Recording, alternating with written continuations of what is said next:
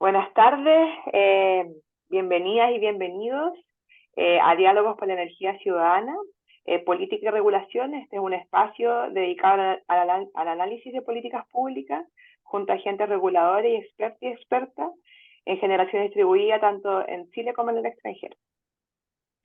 Diálogos por la Energía Ciudadana es una iniciativa de la ONG Energía Colectiva. Mi nombre es Carla Douglas y yo trabajo en la ONG y soy coordinadora de proyectos. Hoy día le damos la bienvenida a Rosario Alcantarilla. Voy a compartir pantalla en este momento.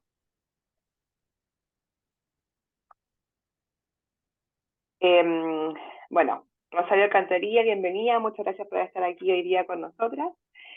Rosario es arquitecta, es española, especializada en gestión social del hábitat. El año 2016 se incorpora como socia de consumo en la cooperativa comercializadora de energías renovables de España, SOM Energía, y en el año 2018 también a Megar Energía, formando parte desde el año 2021 en el Consejo Rector y el de Unión Renovable. En el año 2019 ella promueve la creación de una comunidad energética local en un pequeño municipio rural de su entorno, y desde el año 2021 profesionaliza las tareas de consultoría y formación para la creación de comunidades energéticas, compaginando su trabajo en 17 y en la Escuela de Economía Social. Muchas gracias, Rosario, por estar hoy día con nosotras. Muchísimas gracias a vosotras por la invitación. Bienvenida. Para comenzar y para todas las personas que nos están escuchando, voy a hacer un pequeño contexto de España para que todas y todos conozcamos un poco la situación de España, las normativas actuales. Entonces voy a partir primero contando que la regulación de la generación de autoconsumo en España han tenido altos y bajos. El año 2015, por ejemplo, fue mundialmente conocido el impuesto al sol o peaje de respaldo para el autoconsumo, que fue derogado afortunadamente el año 2018 a través de un Real Decreto, y el cual además de eliminar este cargo introdujo la modalidad del autoconsumo colectivo y también introdujo modificaciones en el sistema de compensación.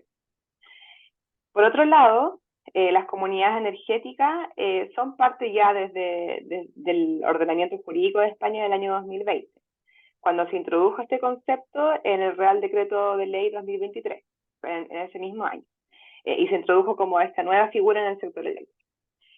Sin embargo, en estos últimos tiempos, diferentes organizaciones vinculadas a la promoción de comunidades energéticas consideraban que esta definición no era suficiente y reclamaban la transposición de lo establecido por la Unión Europea en los años 2018 y 2019, donde la Unión Europea definía las comunidades de energías renovables, o conocidas como CER, y también las comunidades ciudadanas de energía, también conocidas como CCE.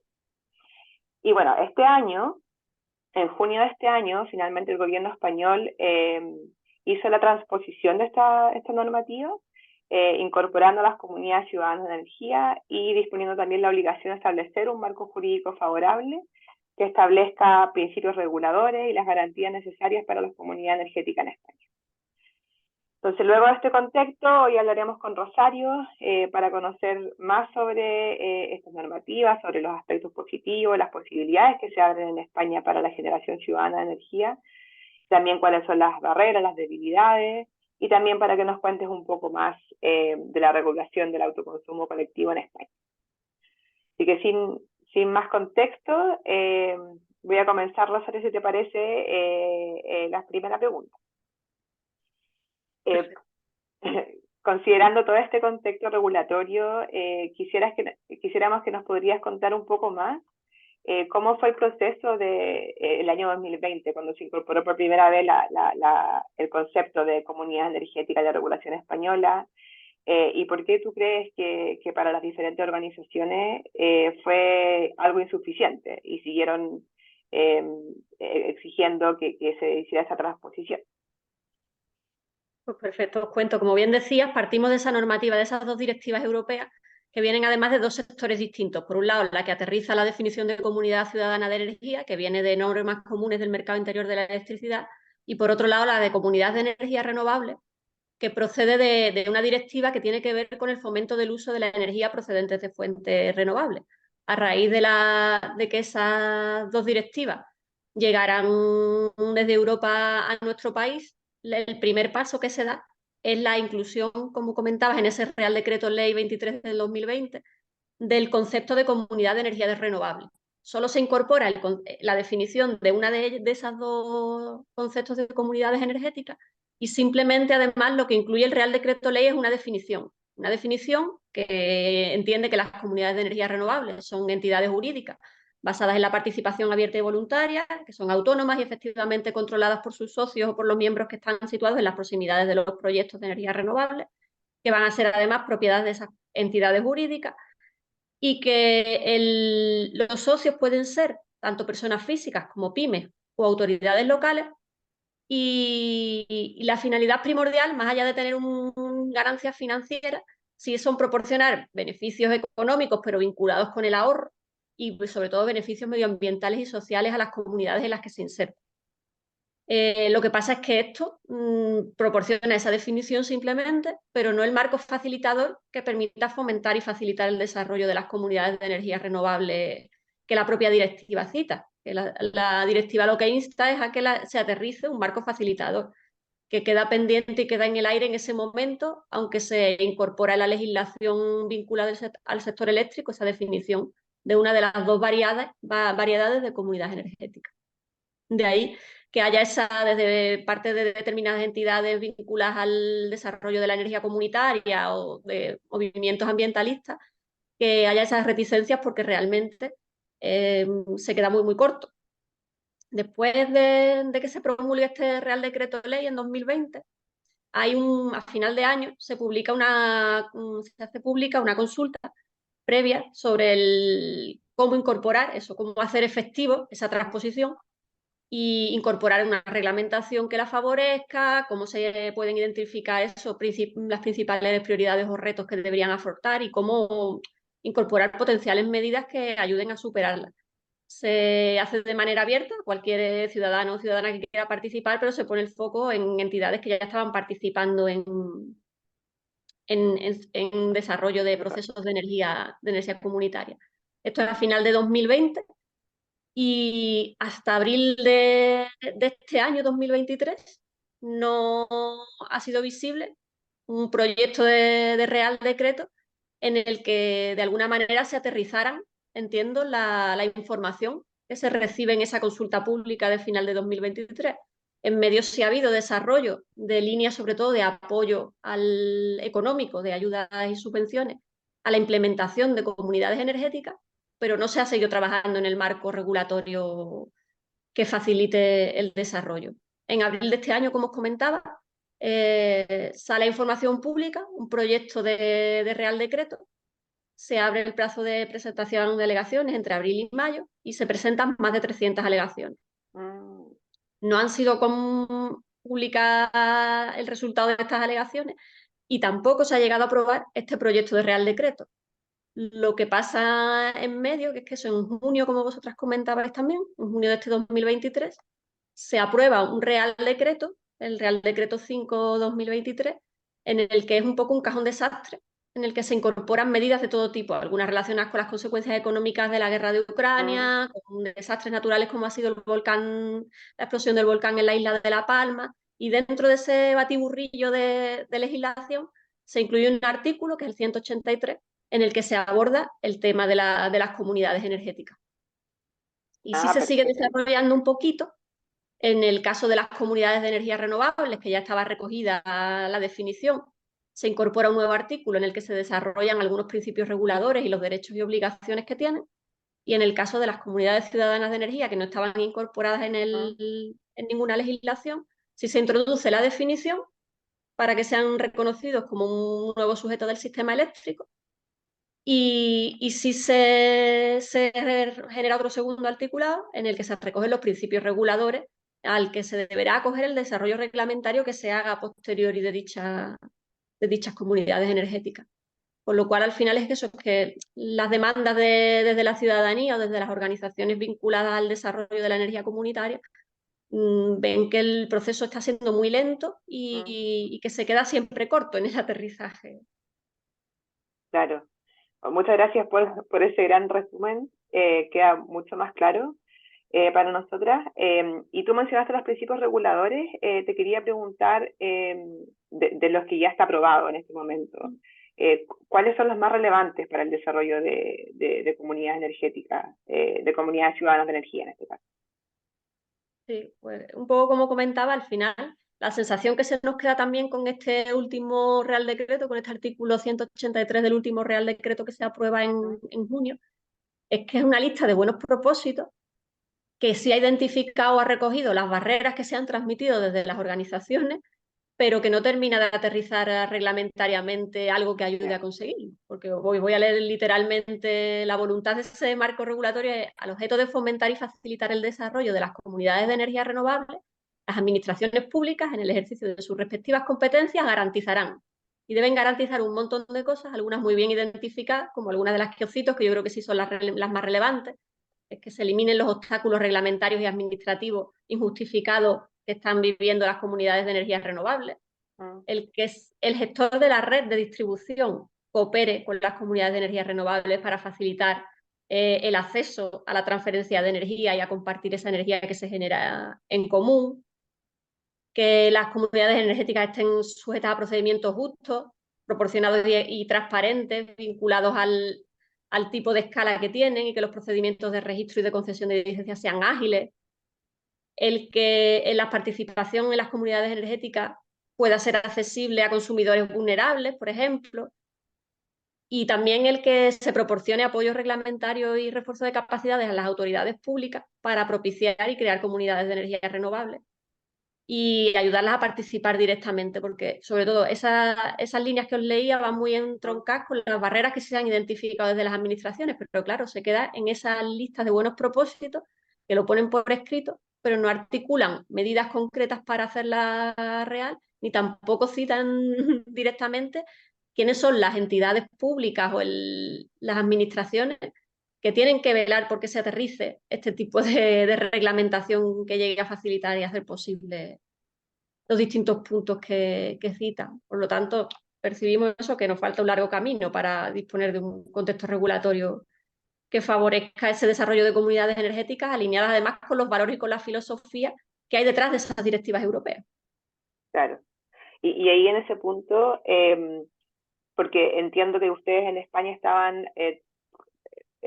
validadas o la forma legal era las comunidades energéticas renovables, y ahora que se ingresa esta nueva figura de comunidad ciudadana, eh, todavía no me queda muy claro cuál es la principal diferencia de estas dos, si nos pudiese explicar. Sí. Pues la principal diferencia es que vienen de dos directivas que pertenecen a sectores muy distintos. Una que tiene que ver, está muy directamente vinculada a las comunidades ciudadanas de energía con el sector eléctrico y con el mercado eléctrico. Y la otra que tiene más que ver las comunidades de energía renovable, que están más vinculadas a una legislación europea que viene para potenciar el desarrollo de las energías renovables. Entonces, aunque tienen Ah, ya. puntos en común, los puntos más de principios y de valores están alineados y son comunes porque las dos entidades, las dos figuras se basan en la participación abierta y voluntaria, en que la autonomía se da de la comunidad y el control efectivo de sus miembros y que Mm, los objetivos sean de ese triple impacto de ofrecer beneficios ambientales, económicos y sociales al entorno. Pero hay eso, diferencias que la comunidad de energía renovable serviría para la promoción también, por ejemplo, de proyectos térmicos, de transporte exacto. o eléctrico, y el origen de la energía siempre tendría que ser renovable, mientras que las comunidades de energía ciudadana no están limitadas a que la energía sea de origen renovable y sí operan operan estrictamente dentro del sector eléctrico. No pueden buscar vías de desarrollo en otros Térmico, sectores energéticos. perfecto. Ah, ya me Esas queda son mucho. las grandes diferencias y después a nivel de cómo se ha ido aterrizando la legislación, también hay una diferencia con el carácter local de una y de otra. Las comunidades de energía renovables sí tienen un carácter más local porque tanto los socios como los impactos tienen que ser locales, mientras que en las comunidades ciudadanas de energía los socios no tienen por qué ser locales, los impactos sí. Perfecto. Me queda claro. Rosario, tú estabas hablando de cierta alegaciones que tú mencionabas que hicieron las personas, organizaciones a este Real Decreto y que hay algunas que todavía no están incorporadas. Nosotras, haciendo un poco de revisión a todo lo que está pasando en España, vimos que en la consulta ciudadana se hablaba de que le iban a dar a las comunidades energéticas, bueno, tanto a las comunidades energéticas y también a las comunidades ciudadanas de energía, un cupo específico en la subasta de régimen económico y también una reserva de capacidad en los nudos de red eléctrica. Pero después cuando leímos el Real Decreto aprobado nos dimos cuenta que no estaba eso. Entonces queríamos preguntarte si eso está aún en consulta o si se rechazó o que nos puedas contar un poquito más. Sí.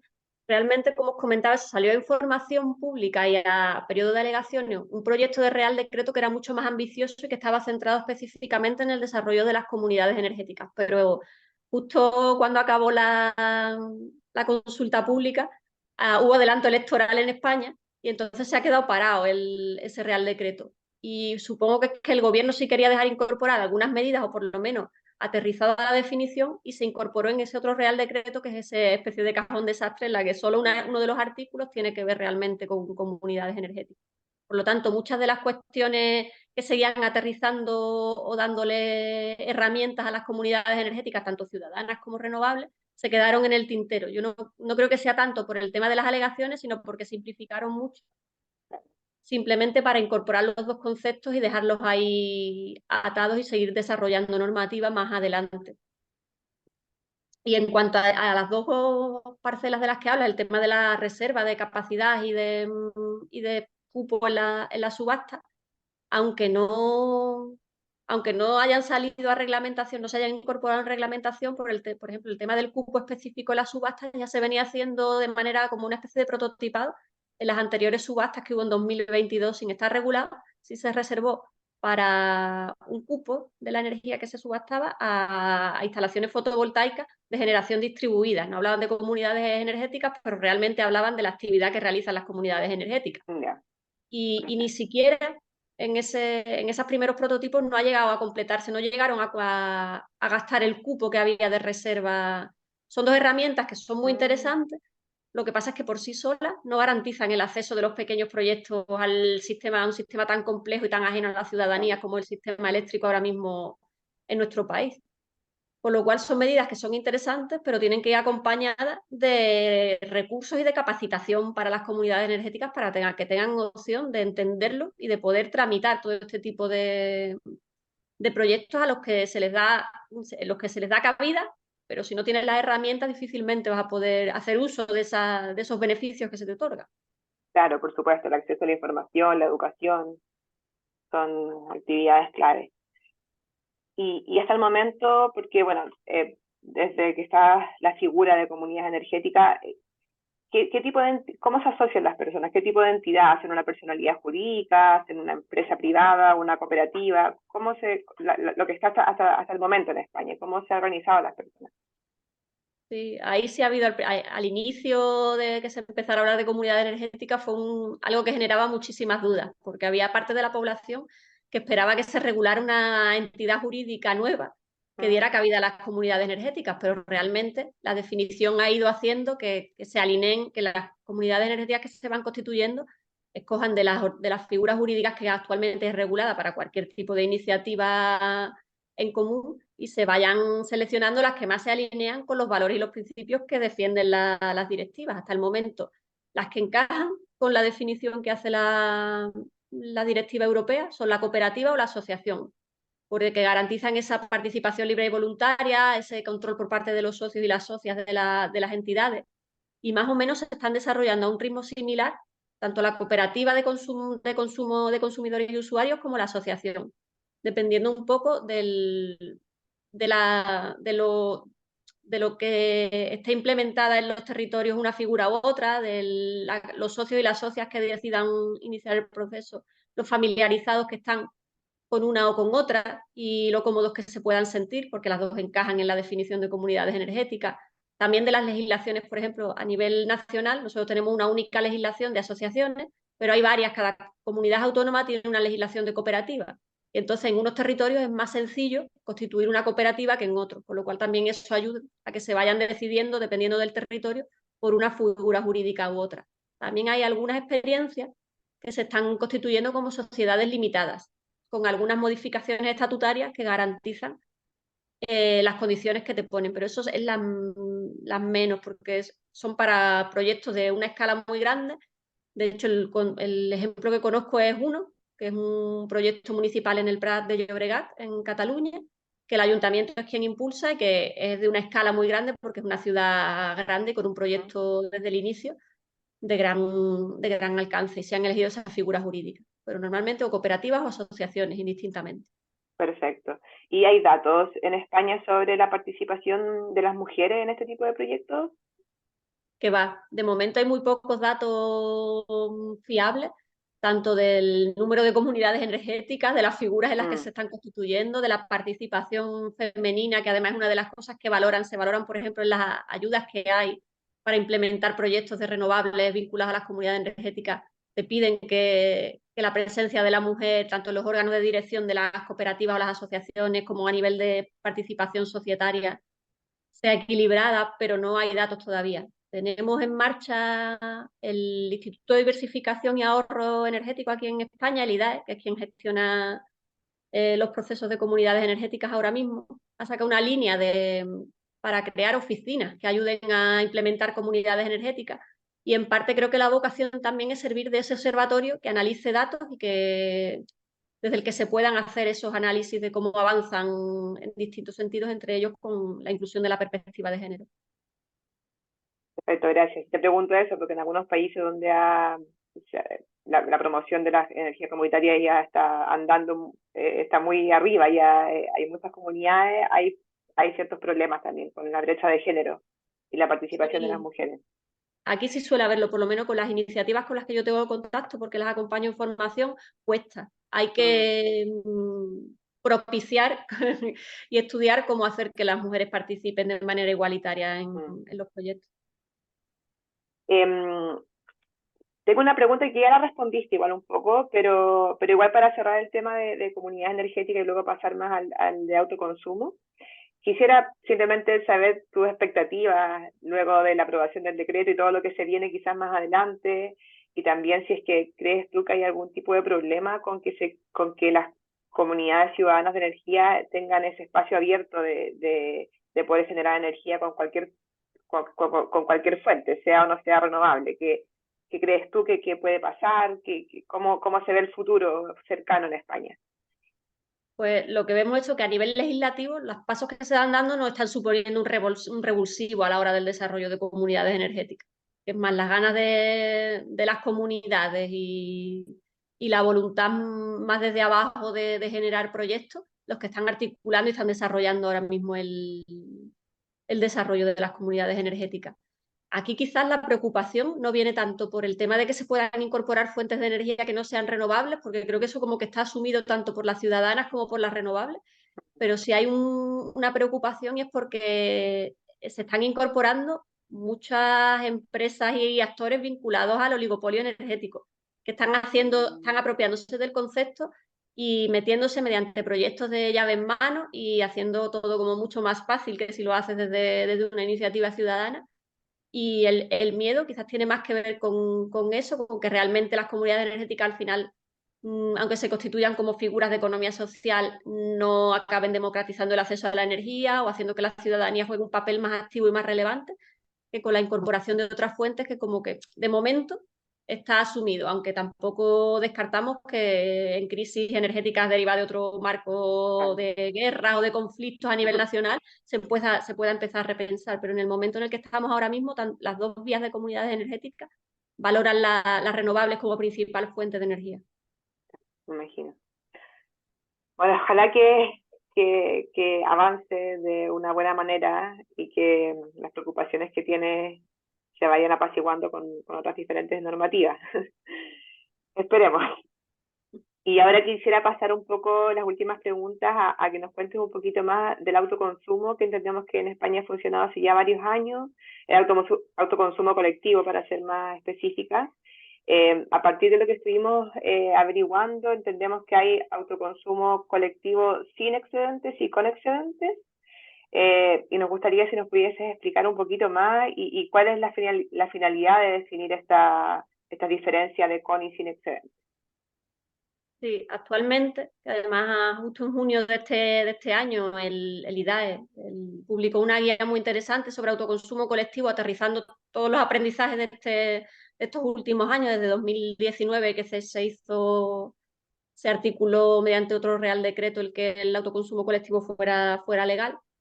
Y se definen 4 tipos de autoconsumo. Hay 2 que son sin excedentes y otros 2 que son con excedentes, y cada uno eso, con sus 2 modalidades distintas. El autoconsumo sin excedentes, ahora mismo yo creo que queda más bien como un reducto de normativa anterior, porque hay iniciativas o instalaciones que ya estaban funcionando sin excedentes, sobre todo a nivel de autoconsumo individual, casi. Más que porque sea una modalidad por la que se opte, porque realmente no ofrece ningún tipo de beneficio real con respecto a un autoconsumo colectivo con excedentes. Creo que queda ahí regulada un poco por no dejar fuera instalaciones que puedan estar así ya construidas y que sigan teniendo marco, más que porque las que se estén desarrollando ahora mismo se acojan a esa modalidad realmente. Ah, perfecto. Y esto se topa un poco con toda la legislación de comunidades energéticas, se traslapa, eh, ¿cómo se piensa que va a funcionar? El autoconsumo compartido realmente, de hecho, tenemos un problema con muchas de las comunidades porque tienden a equiparar el autoconsumo compartido con la propia comunidad, cuando la comunidad Ajá. al final es un vehículo que te permite desarrollar muchas más actividades, pero como la primera actividad que están desarrollando las comunidades energéticas es el autoconsumo compartido, tienden a asimilarse en exceso. Claro, perfecto. Y ahí entendemos que en el autoconsumo con excedentes existe un sistema de compensaciones. Entonces queríamos entender más o menos cómo funciona esto, pero para los sistemas más chicos, quizás pensando en sistemas, por ejemplo, de menores a 100 kilos, que es también la posibilidad que sistemas más pequeños que hay acá en Chile. Te comentaba, como os decía antes, tenemos ahora mismo 4 modalidades, 2 sin excedente y 2 con excedente. En el sin excedente han creado una modalidad que te permite acogerte a compensación también. Hay una modalidad en la que cuando tú tienes un autoconsumo colectivo sin excedentes, lo que tiene la instalación es un sistema que no permite que se vierta energía a la red, es un sistema antivertido y la electricidad solo se consume internamente dentro del circuito interno al que está conectado el autoconsumo colectivo. Al hacer autoconsumo colectivo, porque esto viene, el sin excedentes viene mucho de autoconsumos individuales, en autoconsumo colectivo han permitido una segunda modalidad que es sin excedentes, pero acogido a compensación. Lo que pasa es que la compensación es interna. Por ejemplo, el caso típico de un bloque de viviendas en el que tienes en el tejado del edificio, donde hay varias unidades de vivienda, una instalación compartida por todos los vecinos, no se puede verter la energía a red fuera del edificio, pero internamente los vecinos sí pueden compartir y compensar entre ellos. Y Ah, después perfecto. el autoconsumo colectivo con excedentes, que si hay la limitación que tú me ponías de los 100 Mm. kilovatios, las 2 modalidades de autoconsumo colectivo con excedentes están limitadas, por ejemplo, por la potencia pico instalada, que está limitada en los 100 kilovatios. Por encima de 100 kilovatios tienes que acogerte a una modalidad con excedentes, pero que no te permite compensar, sino que tú tienes que darte de alta como productor y vender a la red. Y por debajo de los 100 kilovatios, tú puedes acogerte a una modalidad en la que tú viertes a la red, tu energía puede salir fuera del edificio sobre el que están colocadas las placas, por ejemplo, pero te permite hacer esa compensación en la factura. Y las compensaciones, tanto en el sin excedentes como con el excedente, Mm. realmente son acuerdos entre el usuario que está conectado al autoconsumo y su compañía comercializadora, en la que se pacta un precio por la energía que produce el sistema de fotovoltaico, pero que no se consume en el mismo momento en que se está produciendo.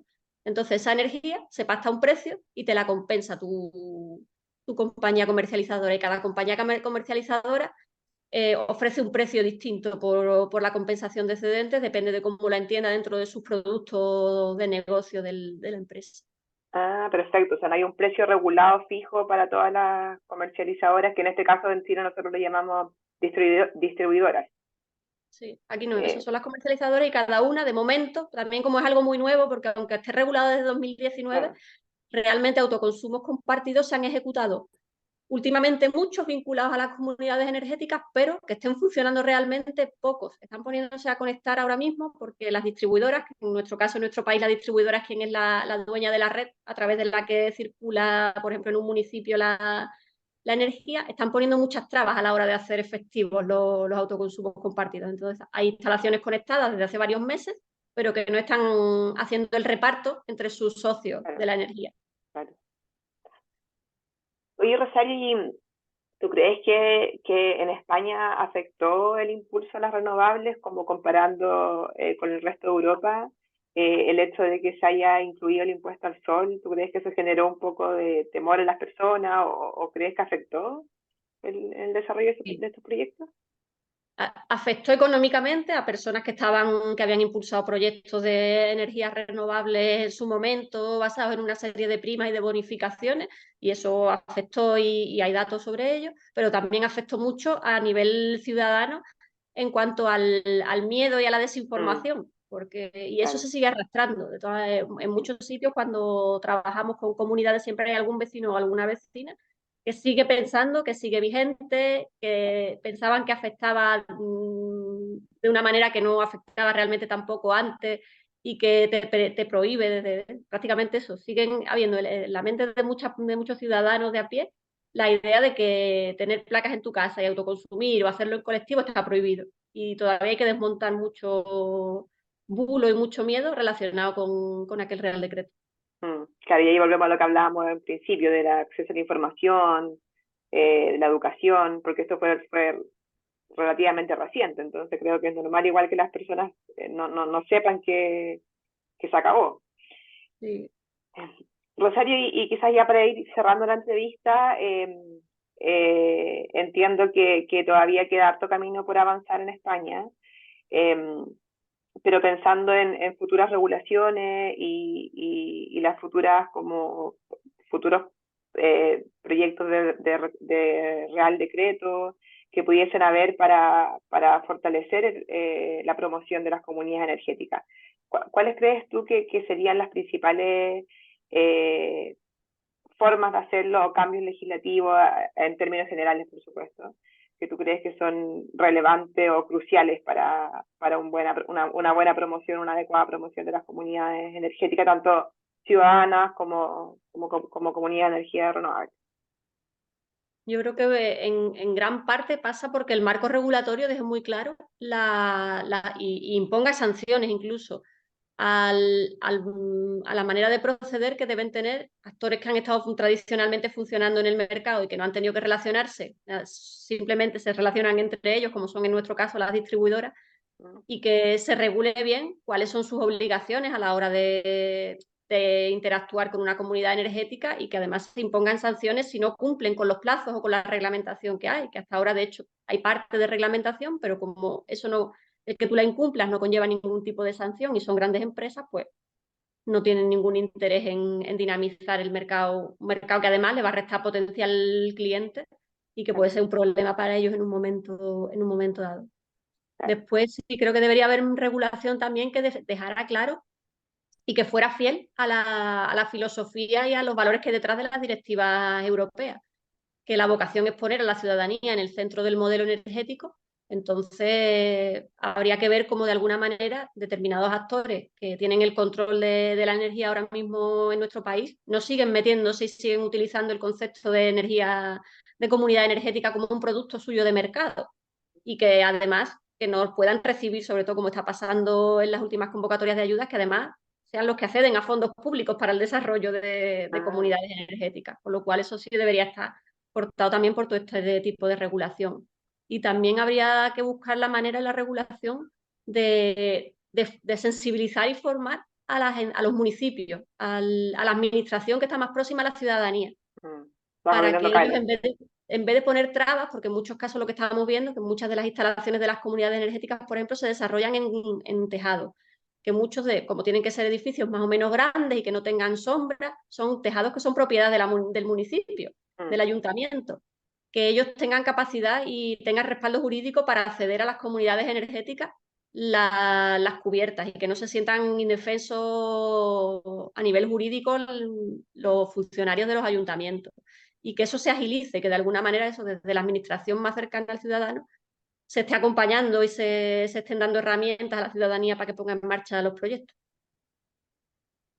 Perfecto. Muchas gracias, Rosario, por esta síntesis que hiciste al final. Yo creo que hay harto camino todavía por recorrer y te agradezco mucho la claridad con la cual expusiste todas las respuestas, porque la verdad es que para nosotras, para este proyecto que estamos realizando, es muy importante conocer la experiencia de España y saber también hacia cómo dirigirnos, qué cosas quizás poder evitar como país, ya que nosotros estamos, sí, está recién comenzando con las comunidades energéticas.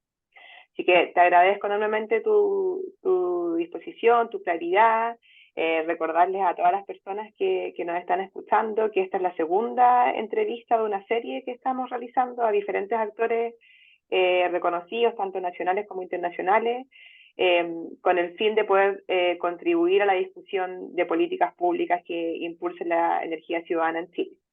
Así que hacemos el llamado a todas y todos a estar atentos a nuestras redes sociales, en Facebook, en Instagram, y también a través de la participación del Grupo de Acción por la Energía Ciudadana. Así que cualquier consulta, duda, nos pueden escribir a nuestro correo, que es contacto@energiacolectiva.cl. Que muchas gracias, Rosario, y gracias a todas y todos por escuchar.